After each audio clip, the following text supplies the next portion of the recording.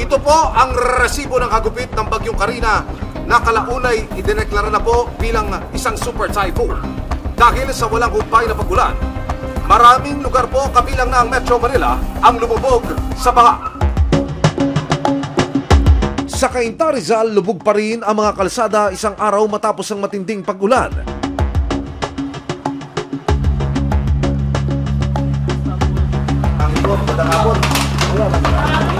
Isa si Nanay Melessia Dichoso, 73 taong gulang sa mga naapektuhan ng bagyo.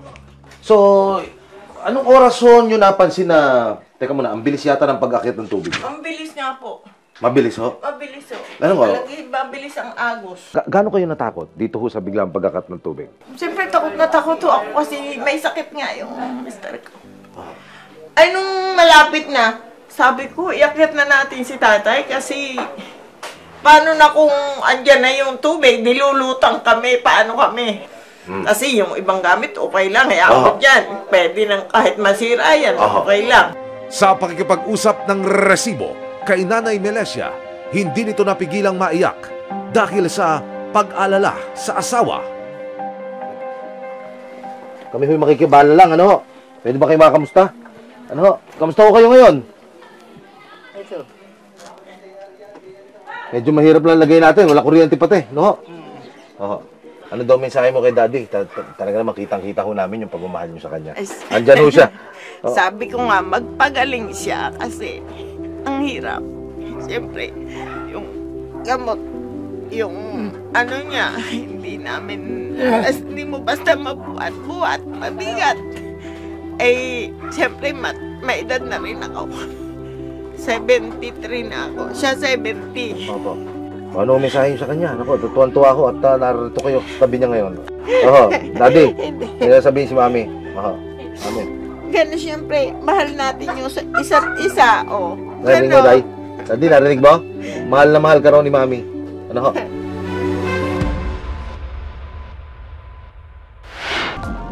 Pare-pareho mang apektado, nakuha pa rin ng iba na tumulong sa kapwa. Tulad na magkasintahang sina Cremy at Jessie na may-ari ng isang restaurant. So ngayon, nagluto kami almost mga 50 kilos na siguro yung karne na naluto namin. Tapos hanggang ngayon naman tuloy-tuloy pa rin yung pagluluto namin sa kusina, pati yung mga empleyado. Mas iniisip po namin na mas marami pa yung mas grabe yung nasalanta, na lubog, and walang prepared na pagkain, ganun po.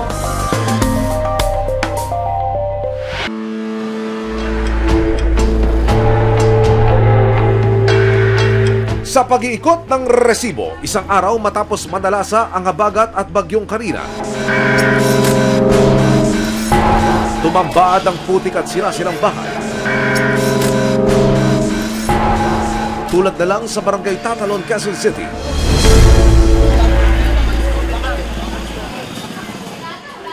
Labis daw ang pangamba ni Jennifer dahil nasa likod lang ng bahay nila ang ilog. Galing po sa baba, umakyat po kami rito sa second floor kasi tumataas na po yung tubig. Hanggang dito po yung inabot ng tubig dito sa second floor namin. Ngayon kailangan po kasi namin lumikas kasi kapantay na rin namin yung ilog dito sa Maydike. Sa takot na tangayin sila ng patuloy na tumataas na tubig sa ilog, hindi na siya nagdalawang isip na butasin ang kanilang dingding at maglagay ng kahoy na nagsilbing tulay papunta sa kalapit nilang bahay. Kinailangan niya itong gawin para sa kanyang mga anak at 73 taong gulang na nanay. Si nanay, dito na namin siya idinaan para lang ma-rescue namin siya kasi walang dumarating na rescue sa amin. Tapos dito po, galing dyan na lang po namin siya nilagay sa kabila, sinira na lang dito. Kasi walang ibang dadaanan, mataas na talaga yung tubig. Dito na kami, hanggang dito sa may taasan namin na bubong, nandiyan na lang ako para makahingi ng mga tulong-tulong, makadiskarte ng pangkain ng mga iniwan dito, tsaka yung mga baby. May baby po kasi kami. Panawagan niya, huwag silang kalimutan sa ganitong panahon na pinakakailangan nila ng tulong. Ayun nga po, sana po, makarating po sa inyo na tulungan nyo naman po kami dito. Babayin nyo rin po kami kasi ang hirap po talaga. Ang hirap po ng kalagayan namin dito. Ganito palang hirap pagka may matanda ka rin kasama. May mga bata, may baby. Alam ko anong kaya ko. Hindi ako iiyak talaga. Ang hirap pala. Tulungan nyo rin po kami kahit Kahit hindi po malaking tulong, sapat lang po sa mga taong nasalanta. Dinulog ng resibo sa lokal na pamahalaan ng tatalo ng panawagan ni Jennifer at maging ng kanyang mga kapitbahay. Ayon sa kanila, may sistema raw sila sa pamimigay ng mga ayuda para sa mga nasalanta. Siniguro naman nila na makakarating din ito kanila Jennifer at kanyang pamilya. Mga nasalanta ng bagyong Karina inikutan ng resibo. Sa Cainta, Rizal, labis ang pag-aalala ni Nanay Melesia para sa kanyang asawa na stroke patient. Bukod sa mga gamit na kinailangang isalba, ang kalagayan daw ng kanyang mister ang kanyang pinaka-iniingatan. Siyempre, yung gamot, yung ano niya, hindi namin, hindi mo basta mabuhat-buhat, mabigat. Eh, siyempre, may edad na rin ako. Sa pag-asang mabigyan sila ng nararapat atensyon, dinulog ng resibo sa lokal na pamahalaan ng Cainta ang sitwasyon ng mag-asawang Melesia at Heriberto. Nang matanggap ang impormasyon, nagtungo ang ilang kawani ng City Social Welfare and Development Office at health officers ng Cainta sa bahay ni Nanay Melesia. Ayon sa nurse na sumuri kay Tatay Heriberto, aalalayan nilang makapag-therapy ang pasyente sa lalong madaling panahon at patuloy nilang imo-monitor ang kanyang kalagayan.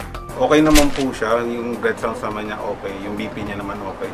Plan of action na gagawin namin is we'll coordinate po sa aming barangay disaster risk po dito sa BDRMC sa Karangalan to prioritize yung transportation ni tatay going from sa bahay nila papunta dun sa rehabilitation center. Sa gitna ng bawat pagsuong sa mga baka, paglikas at pagbabayanihan, ang tulong mula sa iba't ibang antas ng pamahalaan ang magsisiguro sa kaligtasan at pagbangon ng lahat. Kaya hindi man bago sa ating mga Pilipino ang mga sakunang dulot ng bagyo, nananatili ang panawagan na paigtingin ang pagresponde sa mga nasalanta. Maraming salamat sa panonood, mga kapuso. Para masundan ang mga reklamong nasolusyonan ng resibo, mag-subscribe lamang sa GMA Public Affairs YouTube channel